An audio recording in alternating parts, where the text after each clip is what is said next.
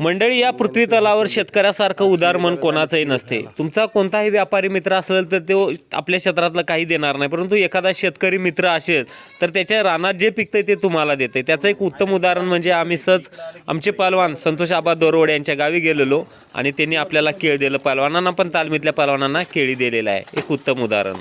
पहलवान संतोष दोरवडे यांची बाग आहे. संतोषदा, किती एकर ही केळी आता तुमची? आता 3 एकर केळतो आता. बर, आता माल गेलाय. हो.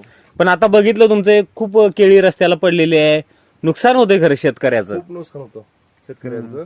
शेतकऱ्यांचं नुकसान. आता ती वेस्टेज माल काढलेला असतो, ही माल जातो इराणला.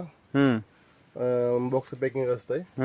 मग फक्त यातला काढलेला माल वेस्टेज आपण बाहेर देता परत.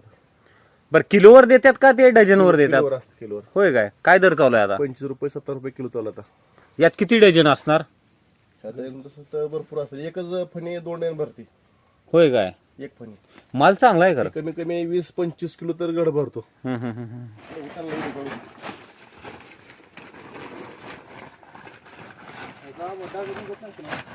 आता तुमचं केळीचा माल तर चांगला गेलेला आहे, परंतु हे असं का टाकलेलं आहे? एवढी चांगली केळी आहेत तर असं का टाकलेलं आहे? आता बघू शकता इथं नुकसान झालेलं आहे.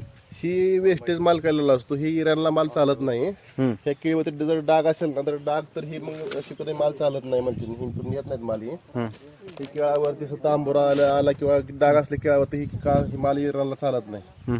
फक्त त्याला चांगला माल काढून बॉक्स पॅकिंग करून इराणला नेते ती आणि त्या मालाला दर भेटतो चांगला आपल्याला. आता ही माल वेस्टेज पडलं, ही माल म्हणजे टाकून द्यायचा हिचा.